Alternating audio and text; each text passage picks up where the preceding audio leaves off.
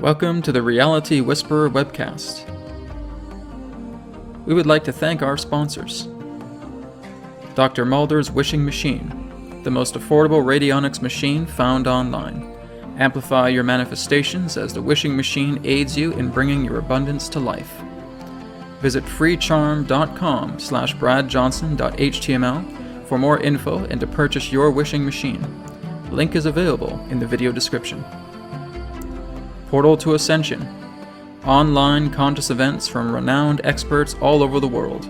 Find out the latest scheduled seminars by visiting portaltoascension.org. Link is available in the video description. And Pot of Gold YouTube channel, profound compilation videos that share deep levels of truth and disclosure information. Link is available in the video description. And now your host of the Reality Whisperer Webcast, Brad Johnson. Enjoy the show.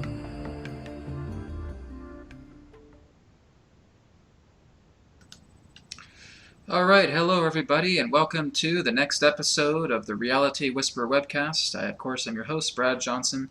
We have a very exciting show for you tonight. We're going to be getting onto the video here in just a few minutes, as we do have our special guest, Jeremy Garner, who's going to be on the show with us tonight, and we're going to be talking about outside time and space. But before we get into tonight's program, we're just going to be making a couple of announcements. The first announcement is that the Nature of Incarnation and the Soul's Blueprint live presentation online, featured through Portal to Ascension, is going to be happening this coming Thursday, October 6th, from 12 p.m. to 2 p.m. Pacific Time, and again 3 p.m. to 5 p.m. Eastern Time.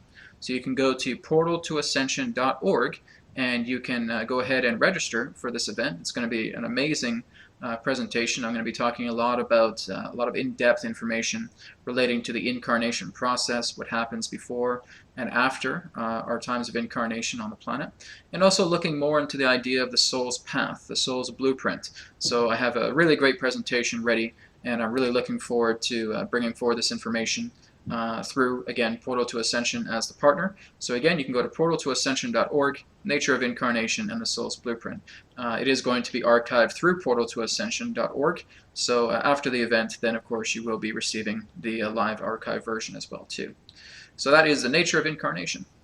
Secondly, we have the Channel Panel. Now this is again through my good friend Rob Gauthier, putting together the second Channel Panel that's going to be happening this coming weekend. So again, there are 14 channelers. This is the largest channeling gathering online in internet history. So there's a lot to look forward to. We have some amazing channels: Rita Melchizedek, John Kelly, Rob Gauthier, Sergey Granbios, Sean Swanson, Susie Baylor, myself, Krista Riza, Michelle Sheldon, Kelly Coffey, Psychic Bob, who was with us just over a week ago, Courtney Amenson, Jim Charles, and Daniel Scranton. So again, we're going to have 14 channelers as part of this entire weekend with the Channel Panel. I will be on Saturday for my presentation. But again, feel free to check this out. And of course, the good news is we have a giveaway that was done on Facebook, and we do have 2 contest winners for the Channel Panel that I'll be announcing here very shortly. But again, that is the Channel Panel taking place this coming weekend. For more information, you can go to thechannelpanel.com. That's www.thechannelpanel.com and check it out. It's going to be an amazing weekend, and again, internet history here with online channeling gathering presentation. This is going to be fantastic. And finally, this coming Sunday, we have Adronis Building the Light Body, channeled knowledge that will instruct you how to construct and use your own interdimensional vessel. So again, this is a live and on-demand viewing. You can go to realitywhisperer.com. The amazing response for this event has been astounding. So this is basically the most popular pay-per-view webinar I have ever done in regards to signups. So it has been really, really amazing. There still is some space left. So if you want to register for this, just go to realitywhisperer.com. You'll see the poster on the front page. Just click on the poster and you can register there. Adronis Building the Light Body. All right, so again, we're going to announce the contest winners. So it's basically 2 tickets, 2 free tickets that are for the Channel Panel. And our first contest winner is Salissa Romensky. So Salissa, congratulations. You have won a free ticket for the channel panel. Our second winner is Zion Zeta. So Zion and Celissa have both won tickets for the channel panel. So Zion and Celissa, congratulations. I will be contacting you after the show this evening and, of course, informing Rob Gauthier about your win. So again, congratulations with that, and I hope you enjoy the weekend coming for the channel panel. All right, we are now going to get started with this evening's broadcast. So I'm going to go ahead and bring in our special guest, and this is Jeremy Garner. And so Jeremy has been just on a really amazing trance channel. I remember I had a reading with him a few months back, and his information that he received for me was so spot on and so accurate. It was just absolutely amazing. So I've certainly been blessing his services ever since. But Jeremy, thank you so much for being on the broadcast tonight. Thank you, Brad. I truly appreciate you having me on the show. It's great to have you here, and again, we're going to be talking a lot about outside space and time. But again, for a lot of people who may not know who you are, can you talk about what it is that you do and how this journey all began for you? Right, so I'm primarily a musician. I make a lot of music. I've been creating music for a good 10 years, and I just make a lot of albums with different genres of music. But in the background, I have always been able to access these like trance states where I can I communicate with interdimensional beings, spirits and aliens and guides and things like that. And so what I have been doing over this year is because basically for a couple of years before this, I've been experimenting with going into these trance states and getting all of this information.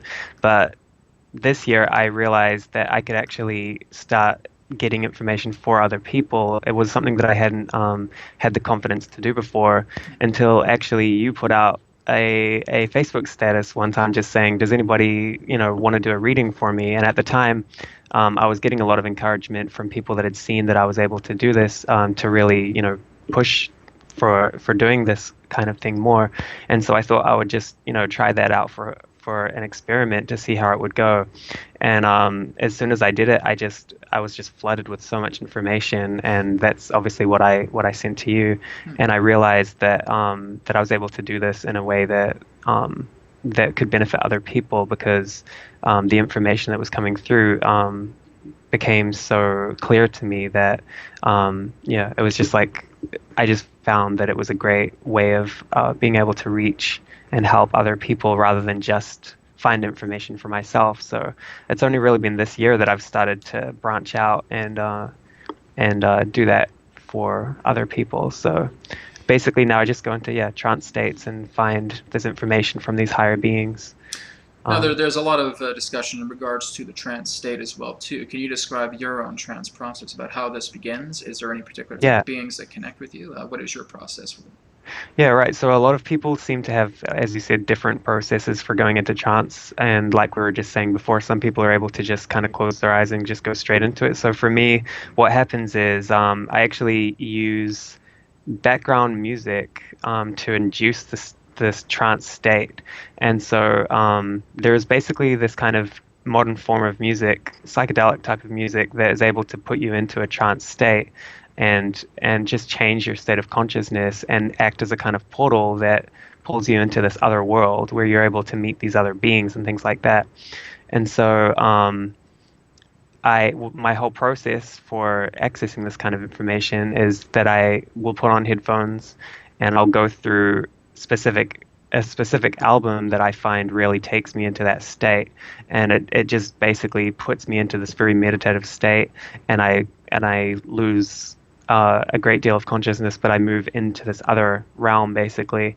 So I'm not so much physically present, but I transition into this other realm, and then from there I'm able to meet these beings, and I can just directly ask them, and they often communicate with me in symbols or through stories, and also a lot of humor and things like that. So my process is really to use music as a kind of psychedelic drug almost to induce the trance state. Right. Now, is there a specific type of music that you use? There is. So there's a band called Spangle, and their music, they've only got 5 albums out, but their music basically really takes me into that state more than any other that I've discovered. I find that they're very futuristic, and I think that they're years and years ahead of their time, and they've developed a kind of new musical technology, I think, that really does take you into this state that other music is not, it doesn't take you there as easily. Hmm. So the creators of that music have made several other side project albums as well, and so when I explore through those kind of sounds, they really take me there. I wrote down one of the things that they wrote on the back of their albums that kind of talks about this because it's very much related. They say here on there's one that they made in 1998 called Celtic Cross. That was the name of this kind of side project. Okay. And it says on the back of the CD, since the origin of mankind, societies of people everywhere have used psychedelics for ritual consciousness expanding experiments and spiritual purposes. Today, as never before, stubborn refusal to acknowledge the positive and profound experiences by societies has impoverished our spiritual relationships with nature, time, and the supernatural. And then they say this album is a capsule or a gateway, a portal through which altered states, dimensions, realities can coexist and can be experienced now. Over the last 6 years, Simon Posford has experimented and explored the psychoactive environments best suited for intergalactic travel and inner space exploration. Wow. So that's something that they've deeply basically gone through and experienced and really developed this new way of yeah, listening to music. And I think that those words, they're just not exaggerated. I mean, a lot of people say things like that, but this is a group of people that really have genuinely developed a new kind of audio technology. So So I yeah, guess I guess without actually being able to hear the music, is it something that is kind of very euphoric or something that inspires a psychedelic state of consciousness? yeah, it's strange. It's actually very intense music. There's a lot of stuff going on, a lot of different sounds, many layers. It's actually not what you would think would generally put you into a trance, like you'd almost imagine meditative music or something. But with this, it's actually very melodic, very a lot of sounds and a lot of things just blasting into Hmm. your brain. And somehow what that does is it messes with your mind, and you kind of like, it's very much just like taking a drug, and you kind of hallucinate while you're listening to it. Wow. And so when you have a kind of direction, or you have an intention as you go into it, you're able to start seeing these images appear. Or if you're trying to find out information about a certain subject or about a person, then you can just focus on them, and then everything starts to sort of form around that. And what I found is that this is an actual place that you can go to, which they call Spangleland, and it's a place. It's like a place that you can enter into where there's other beings and other people doing the same thing around the world, and you can communicate with them in this kind of altered state. And I found that it's a very real thing. It's not just in your imagination. It's like there's this very real place that people are going to through this music, and it's opening up all of these doorways and portals. It's very Uh, interesting too because one would think that you would have something in regards to hemispheric balancing, something like mhm. hemisync or brainwave All right. states, Uh-huh. looking into different states or even binaural beats or Hmm. isochronic tones. But being Yeah. able to actually have a band like this that would produce something so very unique that can Yeah. help to get you into a trance state is pretty astounding. Definitely, yeah. I mean, I experiment a little bit with binaural beats and everything myself. I create some stuff with that. I don't think that this band even utilizes that technology, but somehow they're just able to put you into that trance state. And so, yeah, that's my main process is to listen to. They have an album called Ineffable Mysteries from Sprungleland, and I find that that one in particular really takes me into the state where I'm able to access all of this information. Wow. Um, so yeah, that's like the main way that I go through the process. So I'll just kind of have that intention and go into that state like that in a dark room, like close my eyes and just allow it to take me into this deep trance. Well, let's talk about these beings that you may encounter when you're in the Mm. trance. Are you able to describe them, or have they given you an idea about what they represent? Yeah, well, the beings that I meet are there's all different types, everything you can possibly imagine. They seem to be able to change form. They're like shapeshifters. They never really seem to take one particular form. I do know that they're very humorous. Like they often will communicate through humor or through wordplay and things like that. Um, as far as, yeah, I mean, some of the descriptions, they're very alien-like. They have a lot of weird sort of tubes. Some of them have all these kind of strange feelers, and well, it's just like every kind of creature you can imagine that's just kind of moving and molding in certain ways. But then they can take very human forms as well, and it's just there's no sort of limit as to how they can appear. So It's kind of more like almost like a type of psilocybin trip. If you were basically taking the mushrooms exactly. in that sense and going Yeah. on. I remember when I had mine, it wasn't so much Right. about being able to see beings, but everything was alive. Everything was Yeah, just that's very so true. conscious and talking to you. So Uh-huh. basically, very similar to that context, I would Very imagine. much so, yeah. Yeah.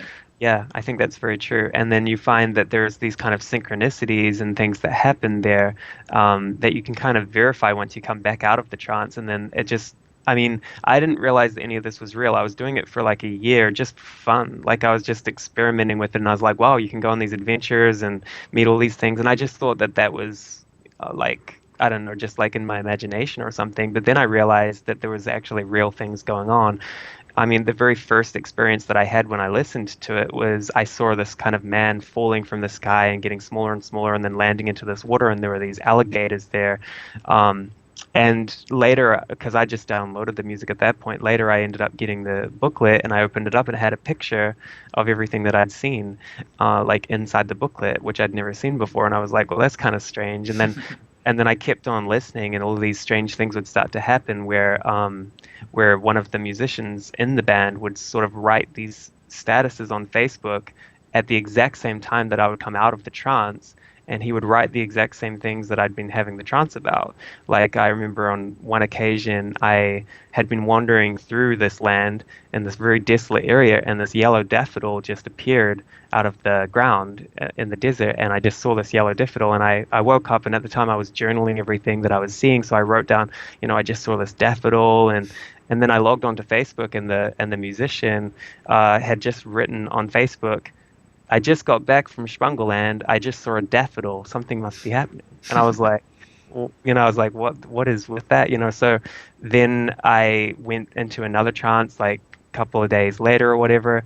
And one of the main themes of the whole trance for a whole hour was all about how the world is a stage. And they showed me the origin of the word person, how it's related to persona and how we're all actors and things like that. And I came out of that, and then he'd written on Facebook, the stage is a world. And I was like, it was starting to get kind of strange, and then I realized that I could actually start to look for specific information rather than allowing them to just give me whatever they wanted to tell me. But I could actually go in there with specific questions, and so people close to me, I got them to ask me things that they wanted to know about. And so somebody said, I want to know about how to get a better memory. They wanted to understand how memory works and things like that. So I went in with the intention of that, and I met one of these beings, and in their usual humorous way, he told me that he would teach me the secret to obtaining a perfect memory on one condition, which was that I would forget it when I woke up. Very good deal. And I think that there was a kind of sort of like a mystery in that actually tells the answer. But the thing is, when I came out of it, I went onto Facebook again, and the musician had written at that exact moment, just as I'd woken up, he wrote, I just read a book on perfect memory, but I forgot where I put the book down.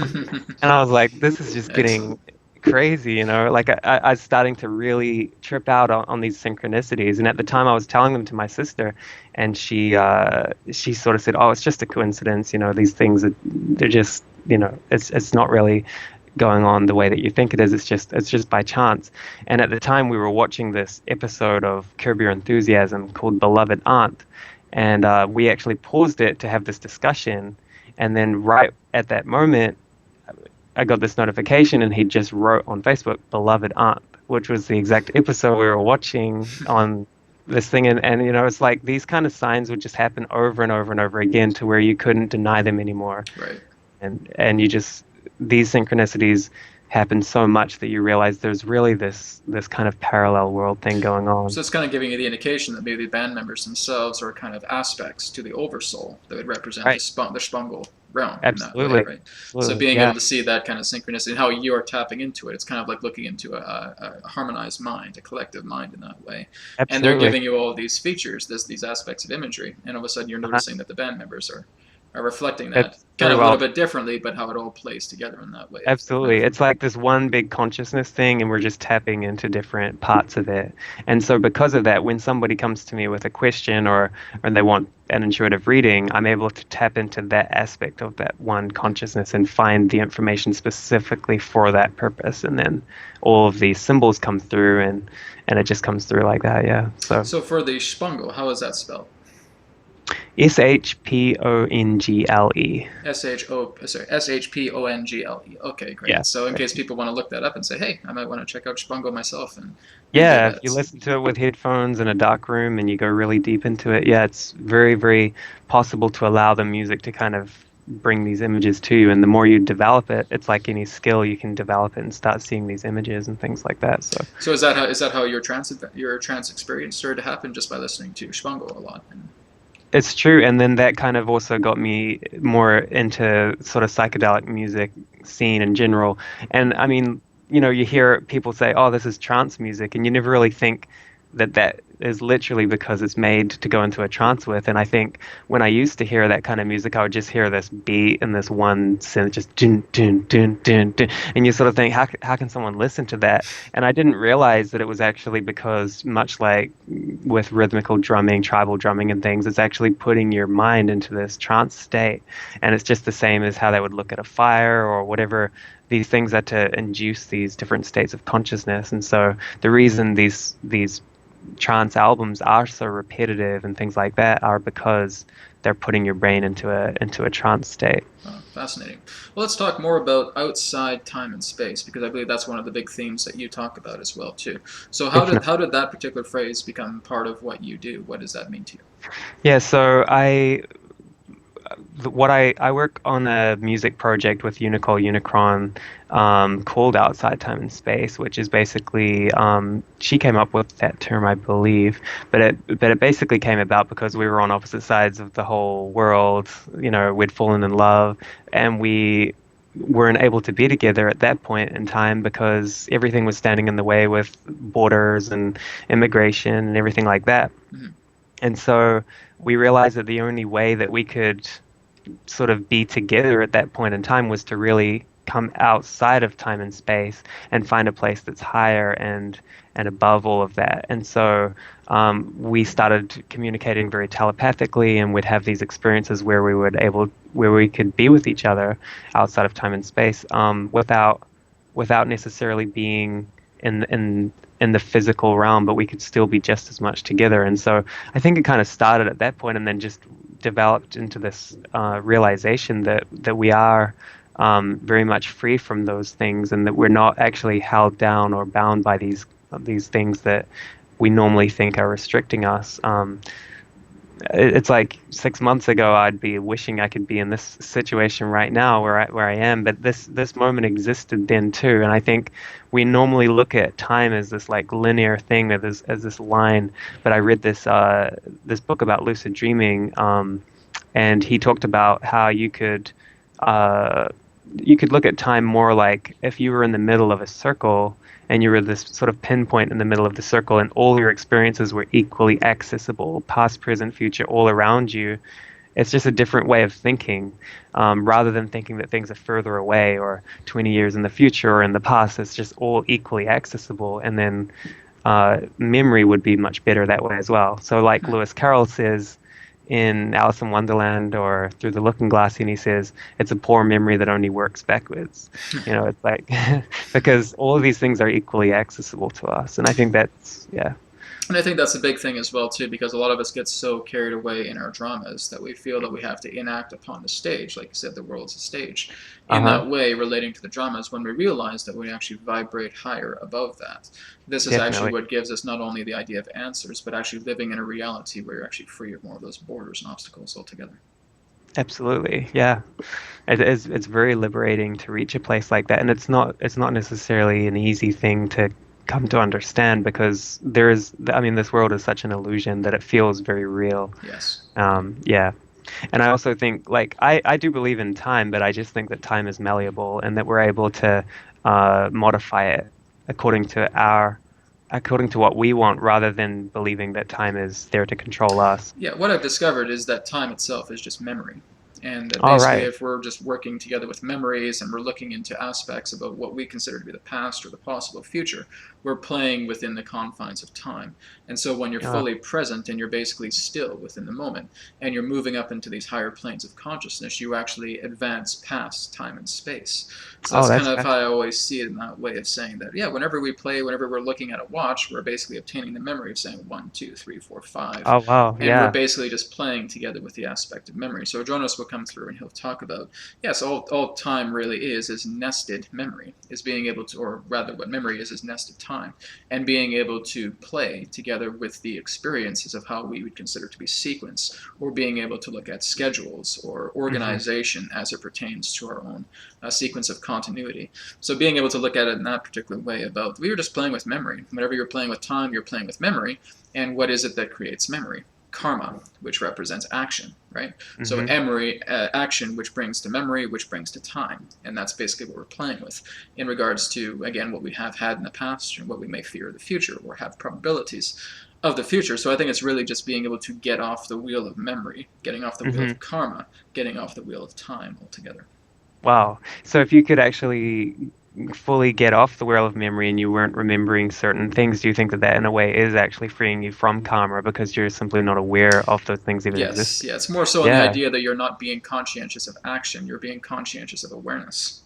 So the whole Hmm. idea of the awareness itself now starts to move you into these different dimensional states where all that you're basically siphoning is the aspects of awareness in regards to realization, right?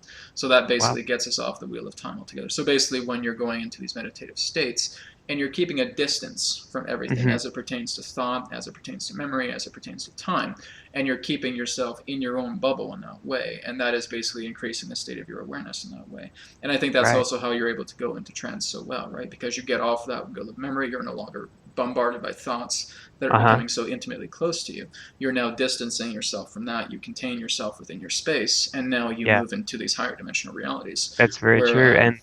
where this And I think happens. when you're in those trance states, it's like time is so different there, and people that have been on certain psychedelic trips as well have often talked about how they could take something that in this realm, it's like they've only been there for 5 or 10 minutes, but they feel like they've been there for hours and hours and hours learning all of this information.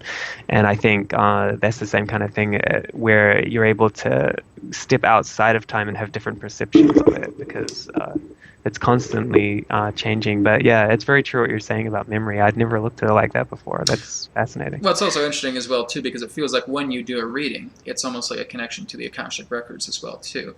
Very similar as That's if I true. was to look into a person's past life or a possible future life and being able to get ideas and aspects Hmm. relating to what they may be experiencing. So it feels like what you're going through may be also a representation of that akashic records through the medium of this particular realm that you enter. Yeah. Is the Akashic realm, the Akashic records that you enter into like an actual place in another dimension, or is it more like Well, the like root word of Akashic would be Akasha, and basically that uh-huh, is Indian or Sanskrit as it pertains to space or ethers in that way. right. So basically, all you're doing is you're accessing the records of the ether, which is contained within causal realms. So basically, Hmm. the aspect of causality holds the memory as it pertains to causality reality. So the whole causality reality is no more different than the cellular memory within our own bodies, and we're Hmm. accessing that particular form of memory contained within the cells of our own body, therefore in the cells of creation itself, the cells of this Uh-huh. universe. And so everything is basically just a storage device. So you're accessing these causal realms to where the memory exists and being Hmm. able to pull in that particular information. People in remote viewing will refer to this as the collective unconscious, or they'll refer to it as the matrix. Again, Hmm. I just basically utilize it as the Akashic records because I just love the idea that it's memory Yeah. that we're accessing pertaining to etheric content, and just being able to realize that every cell is connected, everything is a web interface, right? We're being able to connect Yeah. in this network and realizing that one cell that we connect to interfaces with another cell, and it just That's true. multiplies in regards to infinitesimal possibilities that connect us back into retrieving information based upon the Hmm. viewer and what the request is. Yeah, it's true. Occasionally, I have tried to sort of go back into past lives and remember these things, and I'd use techniques where you kind of go into a meditative state and you try and remember what you just did that led up to that, and then a little bit further and a little bit further, and you remember the rest of that day, and it's this whole kind of retrospective exercise, and then you remember the rest of the week and the month, and you keep going back, but without actually having to go back all the way back to when you were born.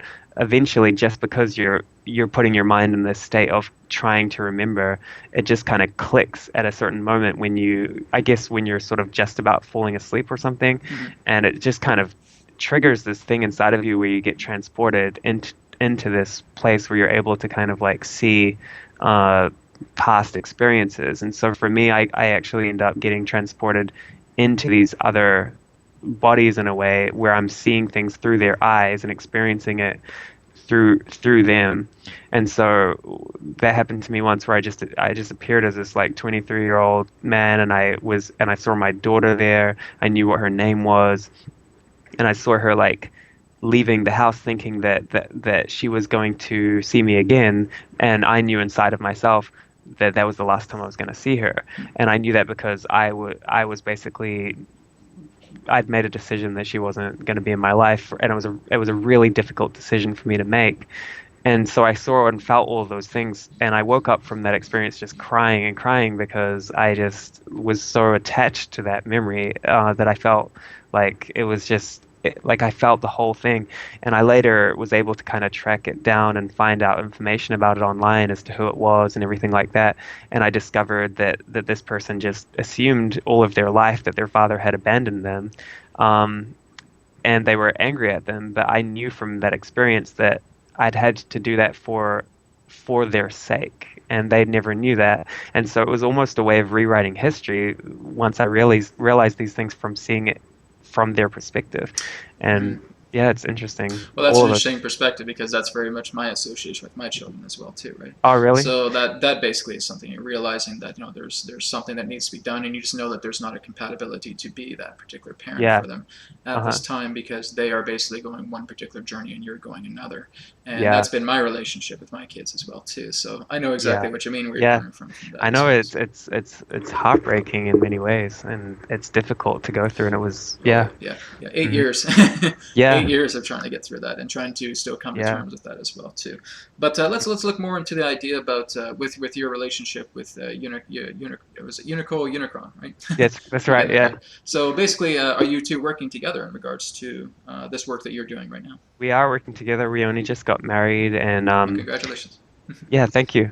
And we've been working together from well before we were born. I mean, we have memories in space of planning this whole thing out, this whole experience. We saw all the papers all over the tables, and we were like planning out the entire thing that happened. And we knew we would be apart for this amount of time, and that we'd eventually have to come together. And there were many things that could be put in the way that could stop us from being together, but we were able to overcome them, and we knew that love would prevail, basically. That Very good. that because there was that powerful love and that attraction, that there was nothing that could really stop us um, once we got to Earth. And so I always felt like I was in the wrong place when I came to Earth, like there'd been some kind of a mistake, like, oh, I'm not supposed to be here. Yeah, I Where's got the same thing too. yeah, I'm Yeah. sure most starseeds feel that, and like, and so for this whole experience, it was like when I realized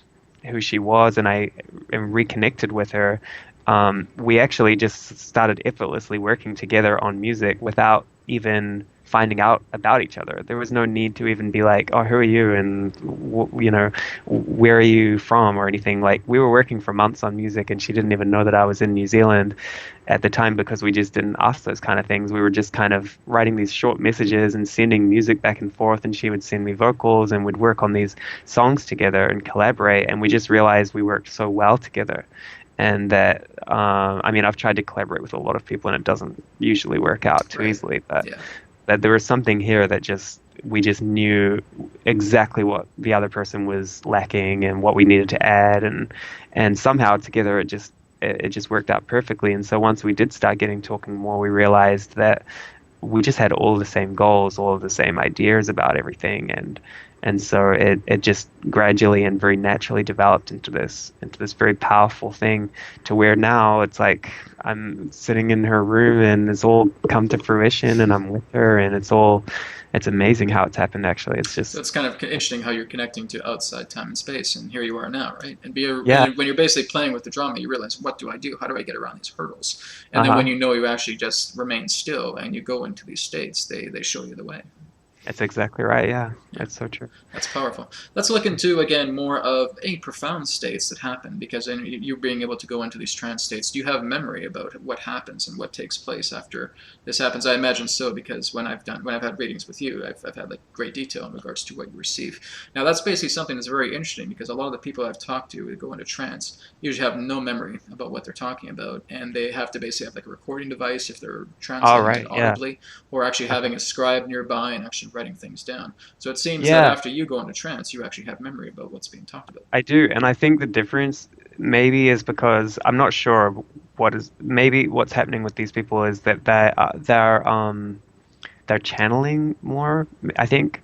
And I don't know with you and Adronis, like, do you find that you're able to remember? Oh yeah, I'm Or in a very oh yeah, conscious state. Like you're basically, very I'll go in between the alpha and the theta waves, and I'll go into heightened states of connectivity. So like gamma waves. yeah. Basically, the way that I channel is almost identical to Daryl Anka with Prashar.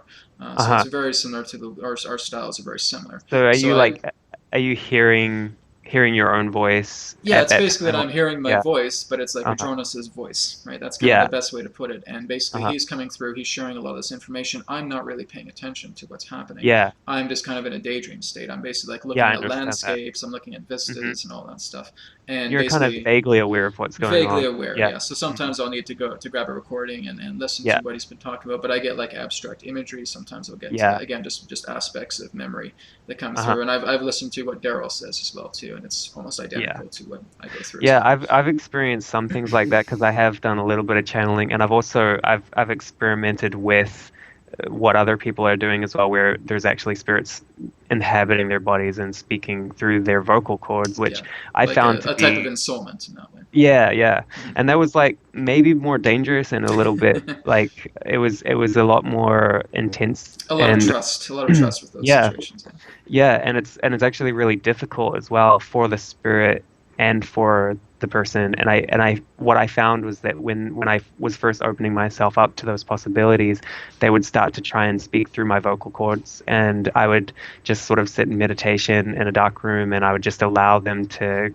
communicate. And at the time, I had direct communication with spirits. I could just like knock on the walls, and then they'd start knocking back and things like that. And so it got to a point where I was asking them to try and speak through me and speak through my vocal cords. And I might be in the middle of a conversation and suddenly I lose all control of my vocal cords and something else starts kind of whispering through me. And like, it's a very disconcerting feeling to have a thought in your mind of words that you're about to say and not be able to say them. Mm, And something else starts whispering through your vocal cords. It's right. very unusual. And you only experience it for a couple of seconds and you're already kind of like, I grabbed my neck and just was like shocked and like really afraid when that first happened.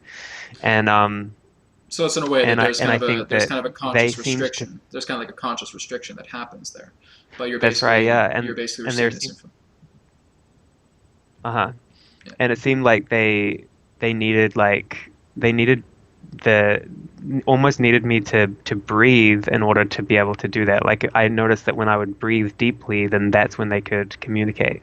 And so they started trying to do it while I was asleep as well. Mm. I would be like in a deep sleep state, and then I'd wake up to hear these beings speaking through me and things like that. But I mean, I realized after a while that that just wasn't like the easiest way to try and communicate. And I think this is the reason why in the 1800s they had a lot of spirit trumpets where they have those big like middle things and it allows spirits to speak through those Mm-hmm. spirit trumpets Yeah. because there's so many complications with trying to get them speaking through you.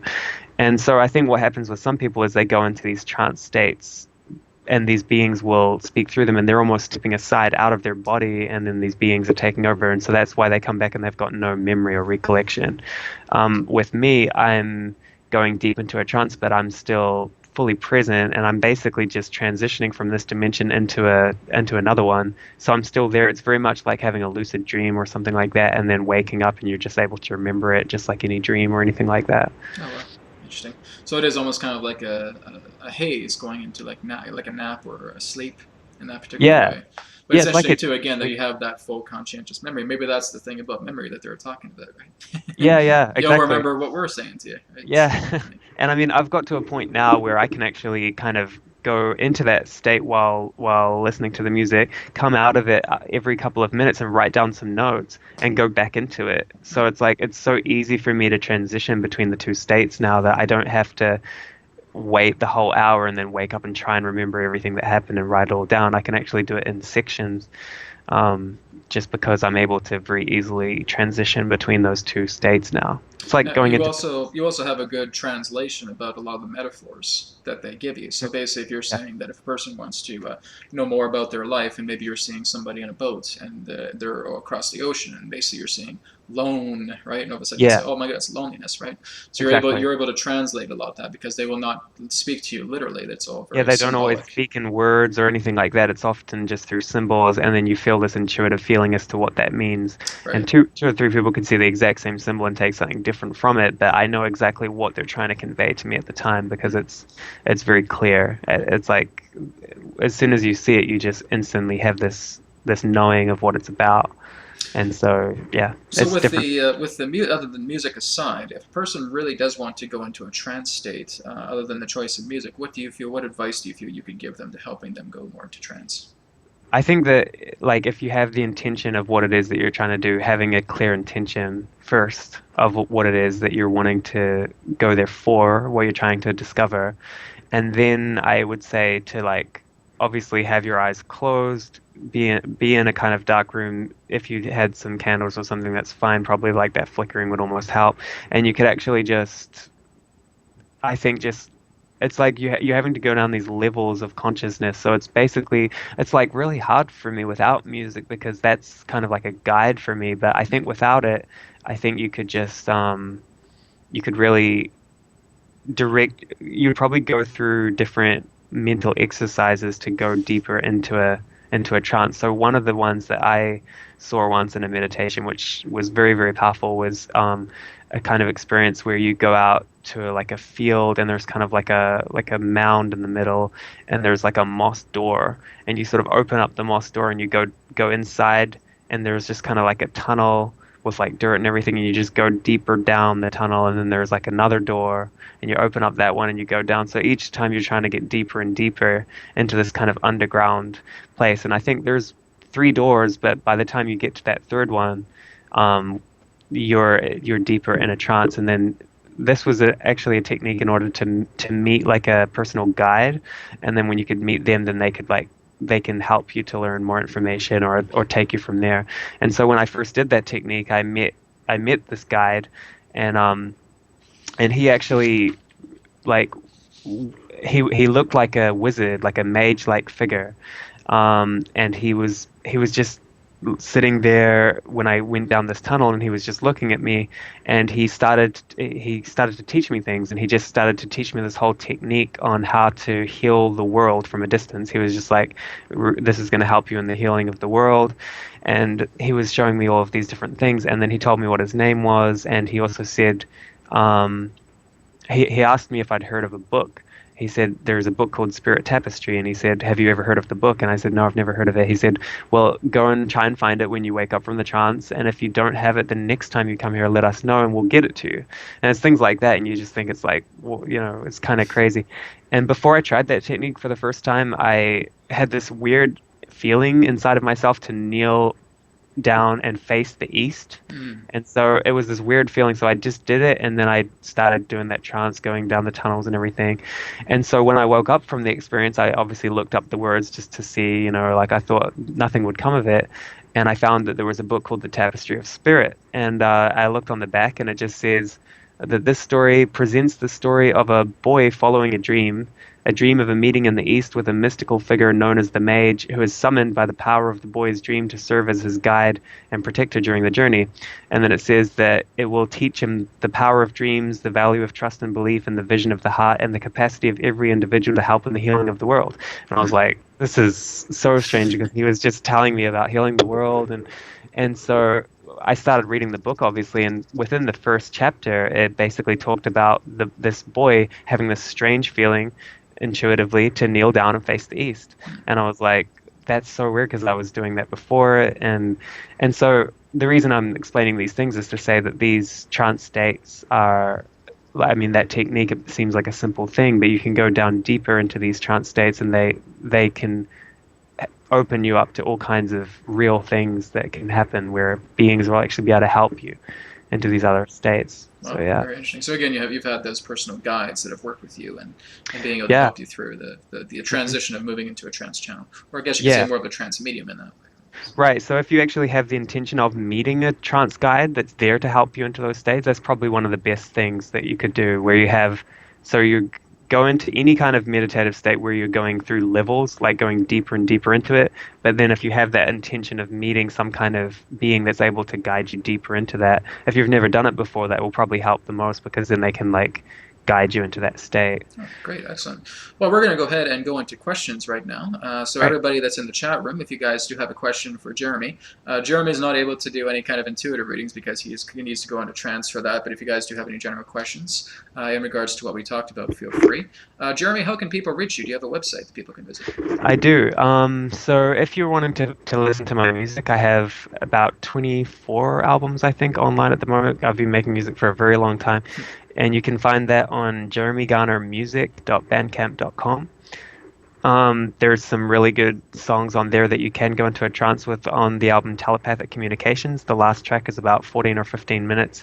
That was how it was really guided to I was guided to make that song with help from Ihani, um, Antonio, who basically taught me a lot of like mathematical things that was able to really go into that song, and that's a great one for going into a trance. The other website for hearing the stuff that I work on with Unicall is outsidetimeandspace.com. And if you put slash services at the end of that, then you can see all of my intuitive readings, the trance services and things like that that I can go into to help other people out with things like that. Excellent. Now, there was one question here about the book that you were just talking about in regards to the previous statement. What was that book called again? Which book was that? I think it was just the one that you were talking about when you were talking Oh, about that your one. guide. Yeah, Yeah. yeah. That book was called The Tapestry of Spirit. The It's a Tapestry of Spirit. Okay. Yeah, it's a very good book. Okay. Some And people are the just wondering on the chat. So. All right, yeah. And the book that I received, the technique for that sort of moss door trance meditation is called The Fairy Way, and that's again another incredible book. It teaches you basically how to get to fairyland, and I have a whole fairyland course, a guide to fairyland course that's on YouTube, where I explain how to enter into these different states. And in particular, there's two videos on clairvoyance techniques, and those ones go further into how you can enter into these trance states. So they're on YouTube as well. I think if you just type in Jeremy Garner into YouTube, you should be able to find my channel that way. Okay, great. Well, we do have one question here from Game Tangia, and they ask, do you think smoking weed prevents us from getting into the really deep trance states? That is a really good question. And I was told in a dream once, they said, if you keep smoking weed, then these visions will be no more, or something like that. Mm. And I always found that peculiar because I'd never really thought about that before. I have found when I smoke weed, I'm able to see all these visions and like imagery becomes clearer and everything. So I haven't had direct experience of it, but based on that dream, I think that there's probably truth to the fact that weed over time could potentially dull the ability to really go deep into these Yeah, things. yeah. But I think that you could use it as an aid or a tool during that time that you're high or whatever, like if you yeah. Yeah, from what I've received as well too, is it almost represents a type of contaminant in that way, Yeah. basically because of a lot of the chemicals that are found within Hmm. marijuana itself. That all the brain chemistry aligns in a very different approach, and being able to go into those deeper trance states can be a little bit more difficult because your brain Yeah. is already completely amalgamated with these substances Hmm. that you get in co-creation together with the marijuana. So again, very good question, Yeah, Game it's a good Tangia, for question. that. So I would just say in moderation with all of that sort of stuff. yeah, I Yeah. mean, like when I've touched weed, it's basically been like once a year, I think maybe. Yeah. Oh yeah. So I try Yeah. not to go. I don't really use anything in regards to that, those kind of physical Yeah. assistances Like, I mean, I did mushrooms last year, last Oh Christmas, yeah. for a bit. I That haven't was that tried was that yet. fun. That was a journey. You don't want to have clothes on when you're Oh yeah. when you're on psilocybin. At least that was my experience, right? So you just want to run Yeah. around and just be completely free. But it was Oh, great. that's great. We have one question here from Tourmaline Dragonfly, and she asks, Jeremy, what star system do you believe you are from? Wow, that's a difficult question because I mean, I feel like I'm from so many different places, and my actual home feels like fairyland, which is actually more like not so much space, but I have so many space memories that I've been in these places as well. So I have like connections everywhere. I feel like I'm a really old soul, and I've just been like through so many places, and I don't really know where my actual origin is so much. I just know that I have been in a lot of different places and I have connections in a lot of different realms. So I don't really pinpoint myself to any one place. I just kind of keep moving along and learning what I can from each different place. I have got one song on my album Rekindled called Children of Saturn, and that's when I was able to visit Saturn, and so I may have some connections there because they that was when I had a whole out of body experience and traveled to Saturn, and I was able to meet these beings that sang this affirmation to me, which I put into the song, the Wow. words "I am precious to love," and that was just a direct melody and lyric from that planet. So there may be some connections there. Well, that's great. Here's one from Universal Soul, and this is again just kind of a guidance question. How can she control her lucid dreaming, or how can lucid dreaming be controlled?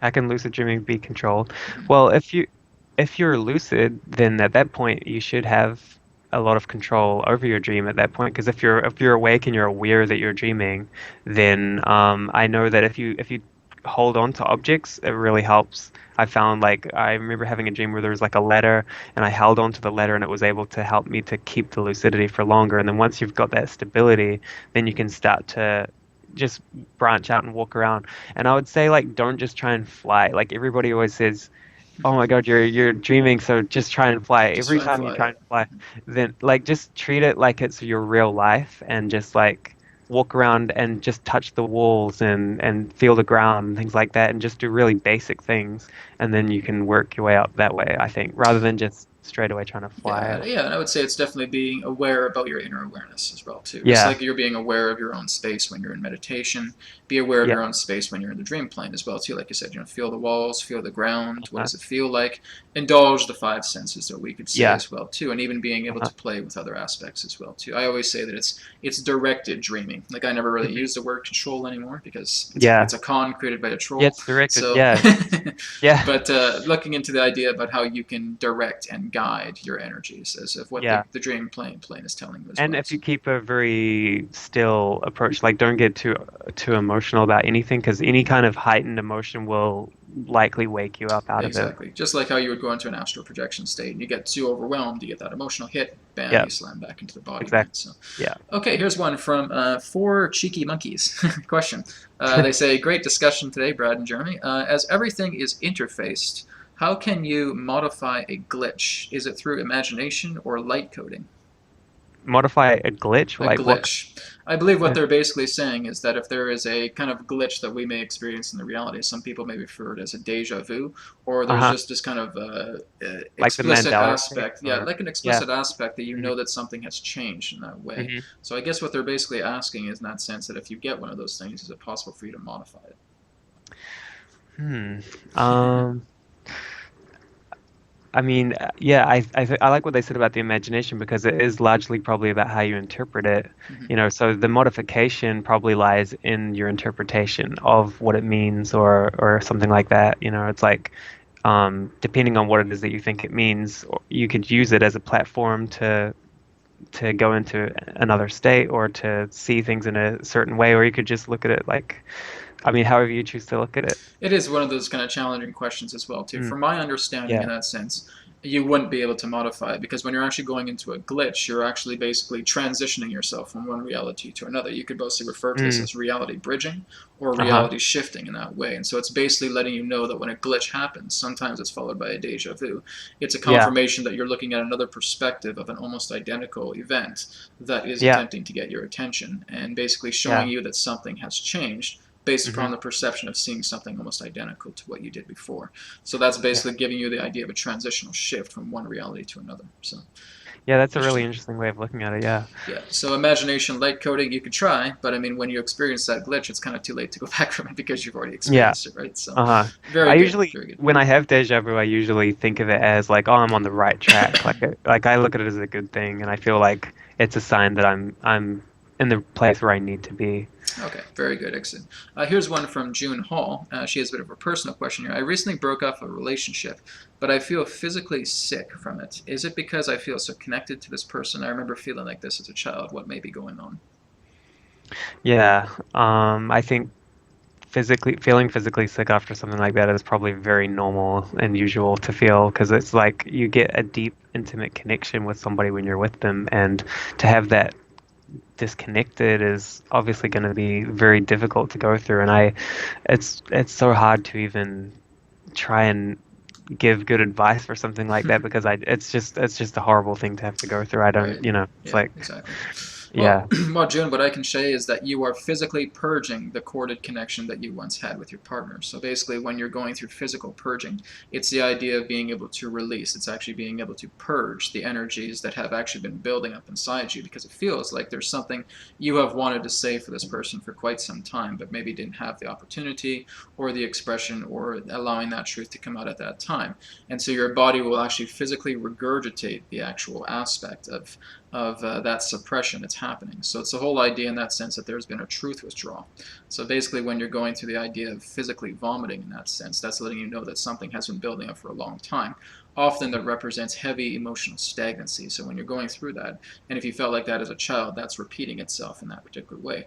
So it shows that there's a lot of truth suppression within yourself. So it's being very, very honest with your emotions and your feelings, and making sure that you hold a space to knowing that you can truthfully express yourself in that state of honesty and state of genuine nature, so that you know that this information that needs to come out can come out. Otherwise, your body has to reciprocate and purge sometimes that energy that builds up so much over time, that through the idea of bodily fluids, it can actually manifest in that way. So it just feels like a release, a big purging that's been happening based upon truth suppression. So that's my take on it. Well, So yeah. thank you, Jin, for again, great question.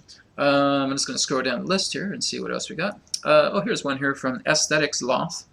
They ask, "Hi, Jeremy. What is your view on astrology?"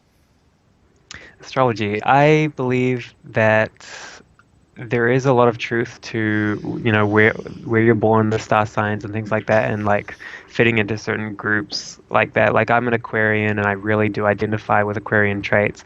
I don't believe that it's like with other things where you're like reading things and you're just applying them to yourself and you think it's all about you, because I've read so many different astrological signs that aren't Aquarian and I don't relate to them. So it's like Right. it's very specific. But then I know other Aquarians that don't fit those things. So it's a confusing question because it's like there is obviously some truth to it, but then I think that there's some level of being able to modify things like that. Yeah. So And yeah. I can relate to that as well too, because a lot of Hmm. from the astrology that I've received about the Aries, right? I'm a Pisces Aries cusp, where I'm on March 22nd, is Uh-huh. that oh yeah, Aries, they're great in groups. They really Yeah. enjoy the company of others. I'm like, no, I don't. Yeah. Yeah, exactly. I'm Yeah. very much a lone wolf. I really Uh-huh. enjoy the loner kind of aspect and realizing. So that's Yeah. that's always the thing they always got incorrect with me. Is like most of the stuff it's very true. We were spontaneous and all that, but the whole idea of being able to notice that you're acting well in groups in that sense is just like, oh man, that's Yeah. that's Yeah. not I me at think some all. people So kind of stand outside of them a little bit, It's like exactly, it's kind of like there's you're different knowing you're levels beyond of the it. archetypes. You're beyond Yeah. the archetypes of what's always being said, right? So Exactly. yeah, Yeah. I very think good. that they work up to a certain point as well. It's just like tarot cards, It astrology reading, is, all these yeah. things. Almost a form of guidance that exists until such time as you can free yourself and choose your own fate and choose how you're going to be. And it's all about how you decide what you're going to do with your life. But up to that point, you can rely on those things and they can tell you and guide you here and there. But it's like the whole goal is to free yourself outside of it and to become uh, your fullest potential and choose your own fate. Okay, very good. Well, we'll go to one more question before we conclude tonight's interview. This one is from Bianca Macias, and she asks, "Can I trance and release my past life successfully, and how?" Release your past life? Yeah, release her past life successfully and how she can Yeah. yours. So by release, I presume you mean like Probably to, freeing herself from any particular type of karmic debt. yeah. So what happened with me is that when I went through that experience that I was talking about earlier, um, and I ended up waking up crying from it all and everything. What I found is that rather than freeing myself from it, I actually ended up getting very upset and attached to that memory, almost as though like it almost weighed me down more. And it's almost it's almost better not to know about your past lives if you don't want to face those things. It's not like something as easy as seeing them and then they're gone. It's more like you'll see them and then you have this whole thing to work through. So if you're up for that challenge, then go for it. But I don't necessarily think that it's something that you have to do. Um, I think that it's like you've already worked through those things in those lives, and you're here to live this life. Right. And yeah. What I've also got the feeling as well too, and a few other people who I've noticed are Akashic record experts in that way, or even remote viewing experts have noticed, is that everything in regards to karma that has lasted other lifetimes is actually all culminated here in this life, right? So if Hmm. you're noticing that you're still going through experiences of struggle, of pain, of tragedy, all of Hmm. those can stem from different other lifetimes, but basically they're Yeah. all culminating here. And that Uh-huh. as you want to look more into what you have been in regards to other lifetimes, look into the aspects of themes that you're playing with in this life. Yeah, definitely. Yeah, that makes perfect sense. Very great. All right. Well, Jeremy, thank you so much for being here on the webcast Oh, I tonight. And appreciate it. It's such an honor to be here. I really absolutely. like what you do, and I think from everything that you're saying here, you're a very advanced channeler. I see like just in your everyday conversation, things are just flowing through you all the time, and and I see that you're able to pick up on energies of even these questions and things, and just dive in there with exact information that needs to be there, and all that kind of stuff. It's like I I have a lot of respect for what you do, and I appreciate that you've been able to see my potential and see what I'm doing well before anybody else has sort of tapped into that. You've been able to sort of get in there and raise me up, and you've helped me a lot. Well, it's great. I mean, like again, I recommend everybody checking out Jeremy's websites and even seeing if you can do a reading for some people as well too, because it's well worth Yeah. it. Uh-huh. I remember again that when you did my reading, I was blown away. I was astonished. I was, actually, I have not met a psychic who was more accurate than you. So Yeah, I've been told the that's same by a lot of people, so I really appreciate that. Yeah, so thank you. again, that's what I recommend to everybody. So again, I'll be putting your websites up on the archived recording of this in the annotations. But thank you again, Jeremy, so much for being a part of it tonight. Thank Really you so appreciate much. it, and thank you everybody for asking questions tonight. So Jeremy, I look forward to speaking to you again and having you on the show Yeah, again in the future. definitely. Great. Thank you so All right, you much. take care. Have a good night. All right, you too. Thank All you. right, good night. Bye. Okay, guys, I'm just going to take a moment here to pop on the camera. All right, there we go. It's working good.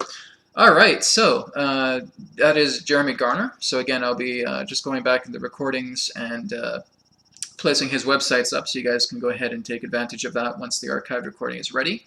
So what we're going to do right now is we're going to do a little bit of Q&A. If you guys do have some questions for Adronis or for myself, feel free to post that up on the chat and we can answer some questions. If you again have some channeled questions that you like or just some higher mind questions that you would like to have answered tonight as well. So again, congratulations to our two contest winners. Again, that is Celissa Romensky and Zion Zeta. So I will be connecting with you guys after tonight's broadcast and telling you more about how to acquire the tickets. And again, I believe it will be through Rob Gauthier that you'll need to be contacting. But again, you're going to have an incredible weekend in store with the channel panel. So before we get into the questions, again, the channel panel is happening this weekend.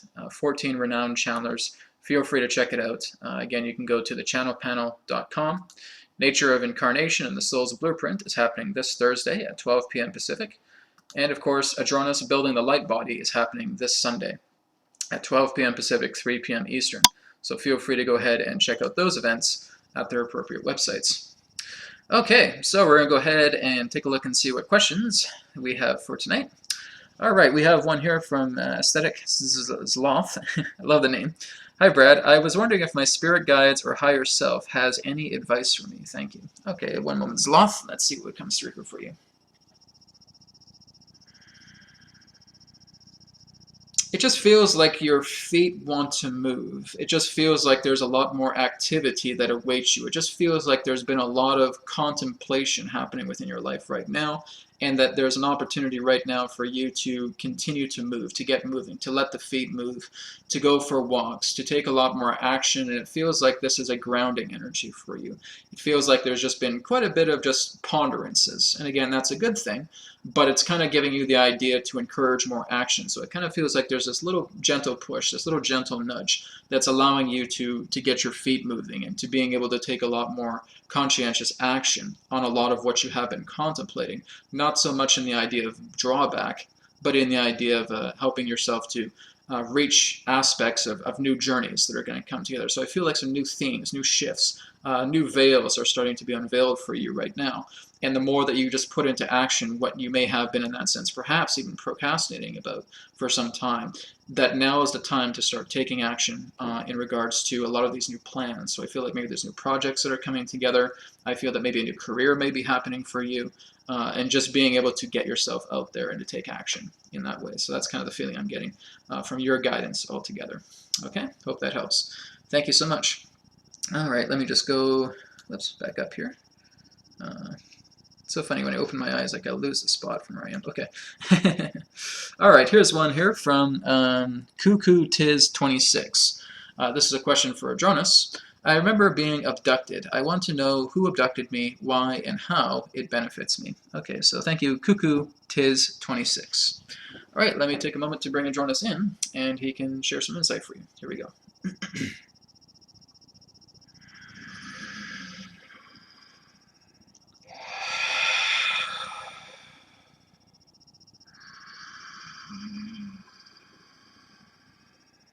Terra.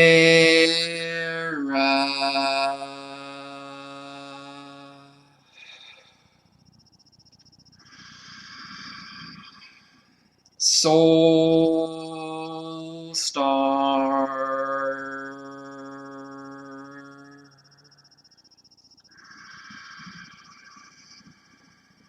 Sirius.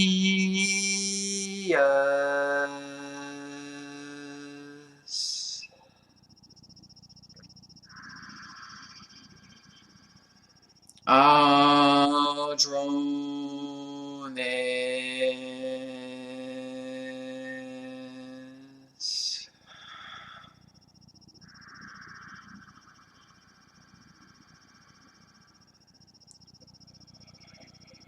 We are here at this time, and we bid you greetings, and thank you very much for the opportunity of this interaction today. I am Adronis of Sirius, sending love, appreciation, and gratitude to all who are tuning into this broadcast through your internet collective consciousness.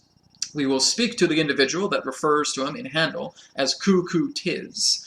The whole idea in that sense is that as we scan your energies now, that you have had what you would know as visitations from the beings that you would know as the Greys in that particular way.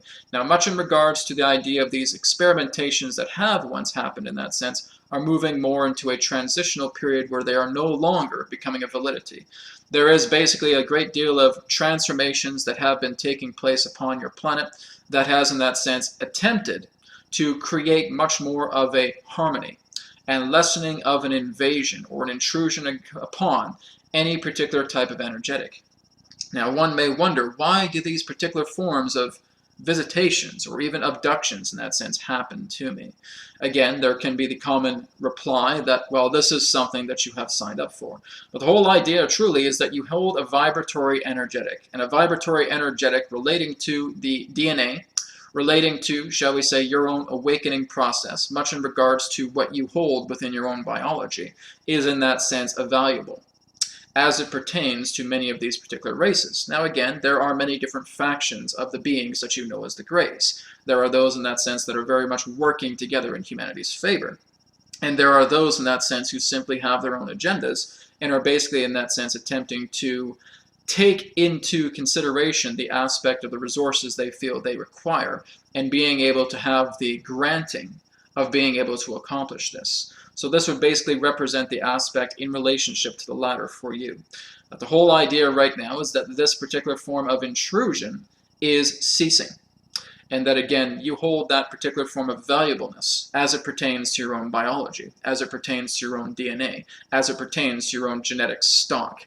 And again, much of this does function together in regards to hybridization programs and even of what you would know as cloning experiments.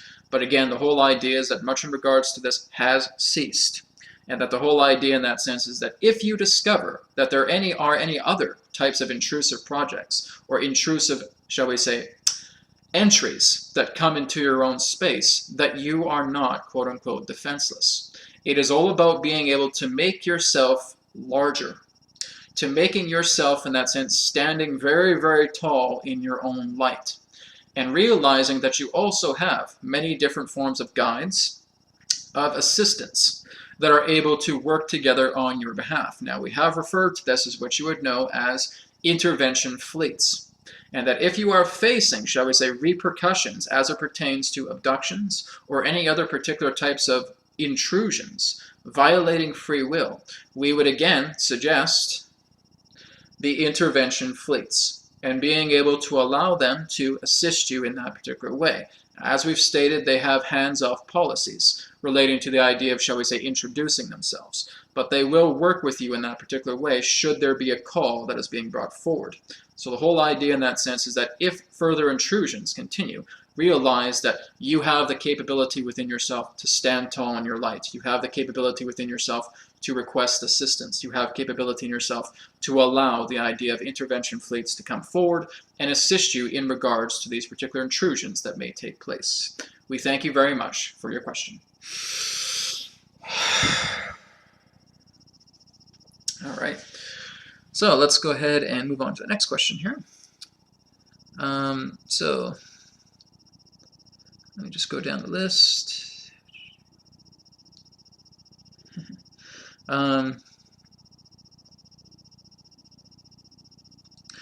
Okay, so we have one here from Wendai Farina, and she asks, I would love to know Adronis's opinion and words on servitors, and what does he think about creating servitors? Okay, one moment.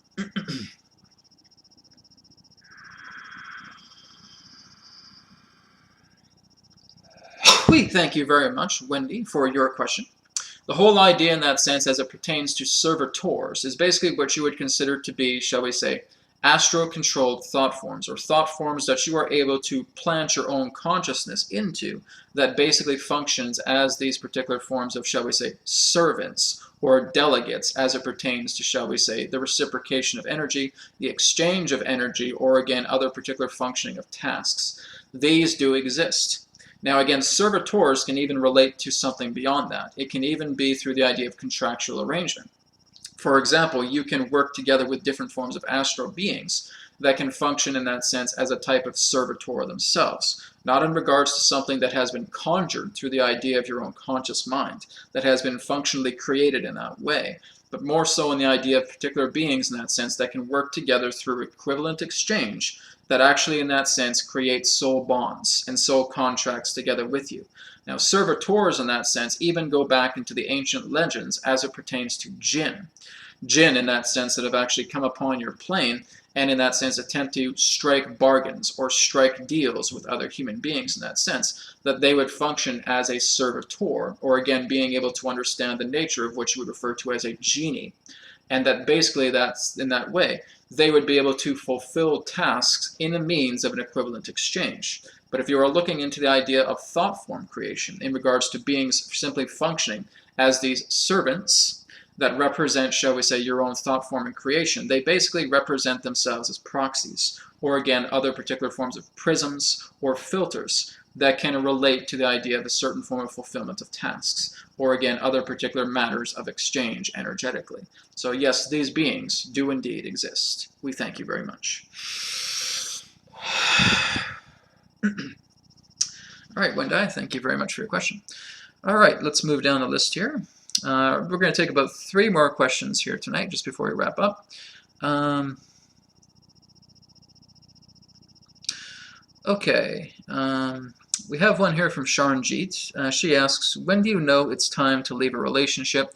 Sometimes I feel I want to, others I feel, okay, sometimes I feel I want to go with, I guess you could say, go with others or be with others.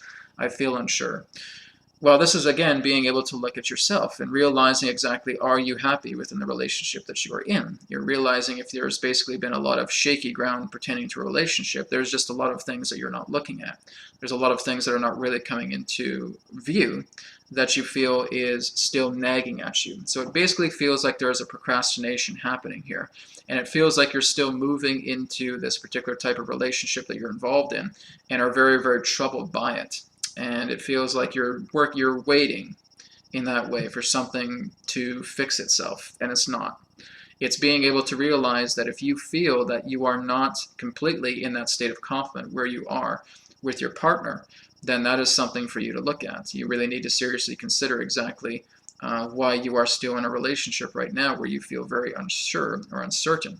These particular relationships that function in that way really need to be looked at and evaluated through yourself to determine exactly, are you serving yourself? Are you working in a space that you feel is complementary for who you are, or do you feel personally restricted as a result of this relationship? And if you're feeling that there's an appeal for others as well too, then that again is only confirming that the relationship that you're staying in right now is basically for loyalty's sake, or the feeling that you don't want to rock the boat, or in that sense cause any particular form of havoc within the energy of the relationship. But it does feel like the energy of the relationship that you have had right now has dulled itself out, and it's being able to realize exactly where you feel the importance of your energies can lie by being able to work where you feel your directions are past and beyond this relationship, but being able to realize that you're tying up loose ends before you conclude. So it's really important that you are looking into what these energies are telling you as it reflects upon your relationship right now, and that it just feels like you're trying to nurse something that is really on life support and basically reaching a state of expiration. So it might be good to look into that, Sharanji, because you and I have had these conversations before, and I feel like there's basically an attempted end of a closing of a chapter as it pertains to the relationship that you're involved with right now, so that you can move and mature yourself more on a solo journey. And I feel that that's basically where you will be going. So that's, again, just what I'm receiving from guidance to tell you. Okay? All right, so we're going to move on now to Game Tangia. And the question is, what were the beings I remember as kind of crocodiles that were with me and my mom as a kid? Were they physical beings? Okay. So here's again some advice that I want to give you guys, because I can always go in and I can always look into these things for you, but this is just something in regards to advice that will help many of you, because I get these kind of common questions a lot. People have come to me and said, Brad, I remember this thing as a kid. You know, I feel like I had like these very tall gray beings that come into my room, and I just wanted to say, was I imagining that? Was that something that was real? And the whole idea is that you want to go back into that moment and realize what you experience is real, right? And a lot of people wonder, is these physical beings, do they exist in my physical universe? That really cannot be ascertained unless you actually went up to them and physically touched them and got some type of impression to where you felt they were real. But the whole idea is that the real constitutes itself as experience. So if you are feeling that you were in a space in your room and you had these crocodile beings that were with you in the room as a kid, that experience remains. That experience is telling you that there has been a relationship that has been forged between yourself and these crocodile beings, these crocodilian reptilians in that way. Now, these particular beings are very real. Some of them do exist in Orion. Some of them do exist in Sirius. Some of them do exist in the Pleiades. There's quite a few different places to where they reside.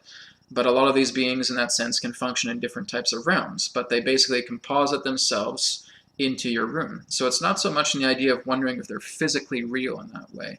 It's actually being able to give yourself value and validity of knowing that this was a true experience. The reason you're having a hard time swallowing this is because you're still questioning where this actually happened. And it's not being able to give yourself that state of realizing this did actually take place.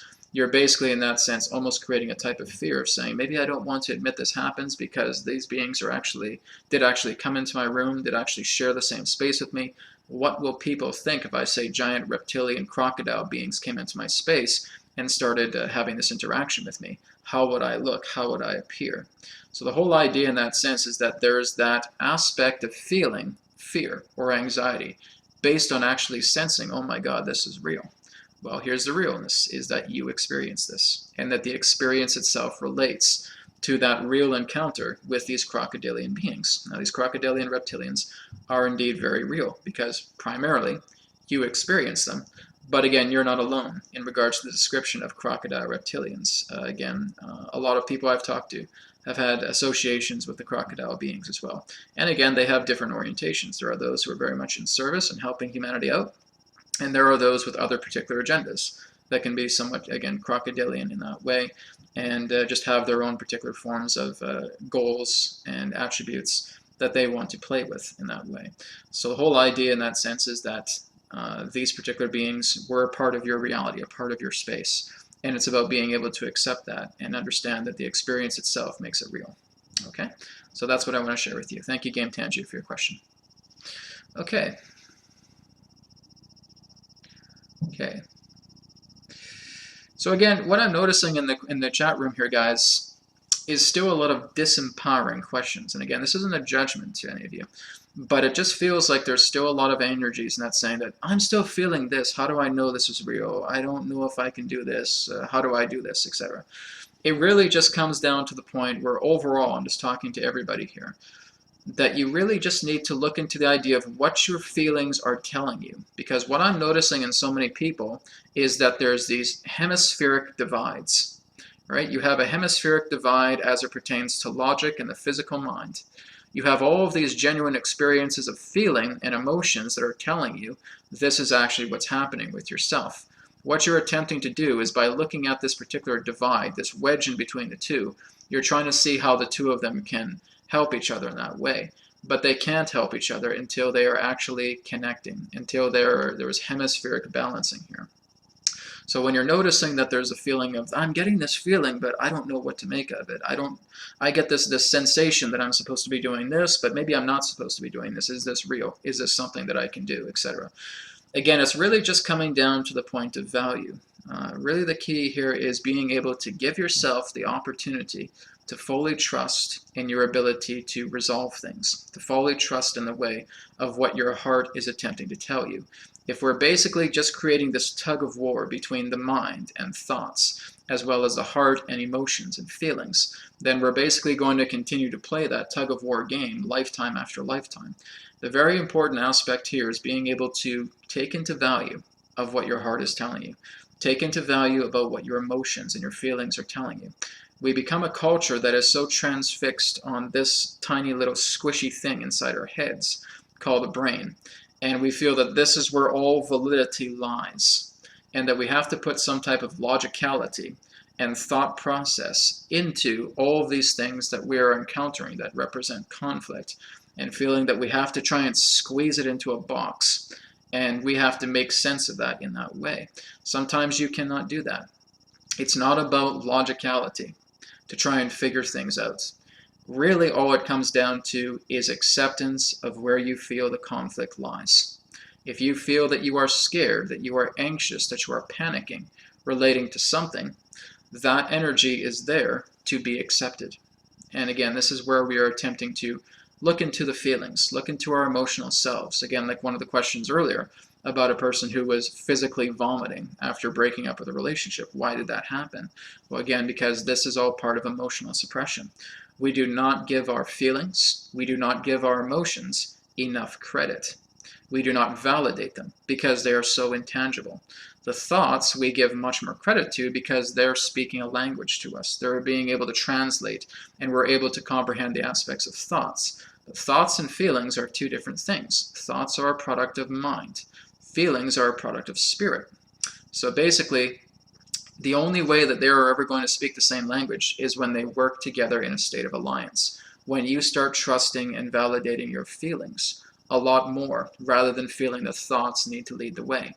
So giving yourself an opportunity to go into yourself and to give yourself space to determine exactly what your feelings want to tell you. And again, I've heard it thousands of times. Brad, I got this feeling, but is it right? You know, I got this feeling, but is it real? Is this actually going to happen to me? This is what I'm going through? Am I feeling anxious? Oh my God, I hope I'm not anxious. What if I'm anxious? I'm going to... Right? We get into these mind explosive states, and the feelings get so strong, the emotions get so intense, we get scared to death. because we're so used to thinking up here, right? We're not bringing the femininity into ourselves. It is all masculine minds, right? So it's being able to create a hemispheric rebalancing in regards to things that you are feeling. When you are feeling, please, please, please validate that. Make that something that you can accept. Do not feel that your feelings are your enemy. Your feelings are telling you way more truth than these thoughts are. Thoughts can lie to you. Feelings cannot. So it's very, very important that you are giving yourself permission to validate the state of your feelings, to allow the emotional states that are bottling up inside you to finally be uncorked, and being able to discover a space of love that you are able to allow the expression of these emotions to come through. So it's again like a lot what Jeremy and I were talking about tonight about outside time and space, and that we are going outside time and space when we're no longer nested into the degree of memory, karma, time. And that is basically what that represents. When we're playing the thought game, we're playing with memory, we're playing with time, we're playing with karma, which is action. And the whole idea here is being able to come into your own space and ground into your state of own feeling. Because all this is are panic attacks that are, again, attempting to tell you, hey, you need to start listening to your heart. You need to start listening to your feelings and to your emotional states, and giving them space so that they can be reconciled with, so that they can have rapport and communicate with you in that sense. Again, a lot of us in that sense want to follow a light worker's path, but we're terrified of our own feelings. We're terrified of our own emotions. We don't even know what to do with them. They become so overwhelming, and we're very transfixed in being able to help others. But when it comes to the idea of our own emotions, we run 500 miles an hour away from them, right? And it's about giving yourself space for that. So again, this is what I want to share with everybody is please make sure that when you're feeling these things, you do not have to be so uncertain about this. You know, your feelings can guide you in that particular way, but you need to give them an audience. You need to give them space so that these feelings, these emotional states can come together and share with you what you're holding on to. And so the whole idea is not about the feeling of, can I trust them? Can this happen to me? Am I going to be able to get through this? What's this anxiety I'm feeling? And again, it's okay to feel that if you're scared, but really just giving yourself that state of inner exploration, that inner courage that you feel to realize your feelings are telling you something because you have not been able to give yourself permission to consider them valid. So giving yourself time to really validate your feelings and your emotional states will really help you a lot in the long run to being able to discover exactly where you are and what you feel your path is, rather than in that sense attempting to run a hamster wheel maze and realizing you're just dancing with thought rather than being able to take in the validity of feeling. Okay? So that's what I want to share with everybody tonight. We're going to see if we can get into one more question here before we wrap up. Okay. It's hard because we had a good couple of questions here. Okay, so here's one from Miguel. I'll take Miguel's question here. I would like to know what music have you used to have altered states of mind? I have used binaural beats, but I'm interested in the frequency and hertz used. Well, basically, my story is that the frequencies and the music that I've used that have really benefited me has been the solfeggio frequencies. I started that in the very beginning of my awakening, all the way back in like September, October of 2008. And I just had a friend who custom made this powerful solfeggio frequencies track, and I listened to it religiously, you know, like 5 or 6 times a day for about 3 to 4 weeks, and it was incredible. I felt like so much crystallization was happening to me.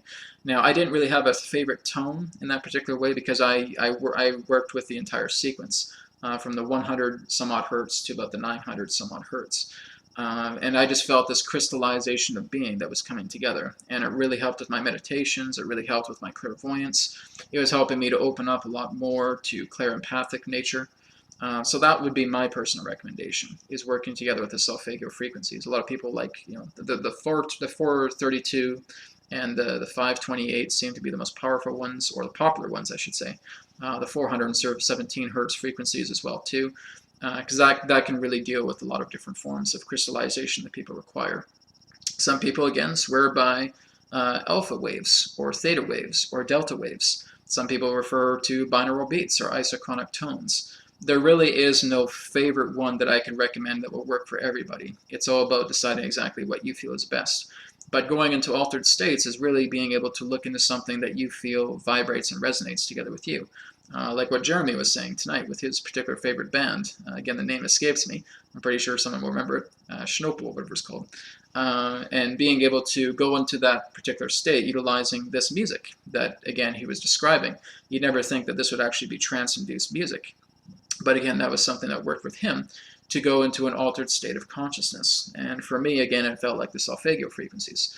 So it's all about deciding exactly what you feel works best with you. A lot of people use hemisync in that way. I've actually used hemisync as well too, and it has certainly helped as well too. But again, it's all about being able to look into the music that you feel resonates the strongest with you and being able to utilize that as a tool. So again, the whole idea is that music can be an amplifier, it can be a resonator, it can be a collector to your own frequencies. But the whole key is being able to notice that what really counts in you going into trance is your own focus, your own intention, your own awareness, and your own ability to relax and grow tranquil. That's something that can really help you the most. So the whole idea again is that music, or isochronic tones, binaural beats, etc., are just certain forms of tools that can help you to align. But the alignment must come through you. The intention must come through you. The focus must come through you. The awareness must come through you. The ability to relax and tranquilize yourself in that state of serenity and feeling the relaxation coming together is truly the most important part of going into any particular type of altered state of consciousness. To actually go into an alpha state is actually quite easy. It's just, again, relaxing yourself and just feeling like everything is slowing down. And again, that's basically the aspect I get into, the state that I get into when I'm bringing Adronis through. Everything feels to go slower.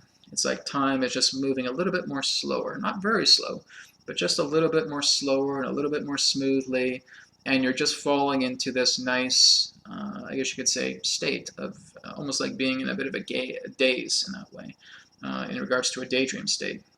And that's what I feel really represents my connection to alpha and theta wave states, is just feeling like things are slowing down. Things are mellow. Things are just nice and cool and calm and collective. And that's giving you your own impression of going into alpha, theta wave states. And then when you're going into these particular states and you feel a being communicating with you, you feel this heightened state of connectivity. And these are known as gamma wave frequencies. And that's basically the frequencies that are necessary to actually inputting information into your own mind and actually being able to translate this information that can come through flow.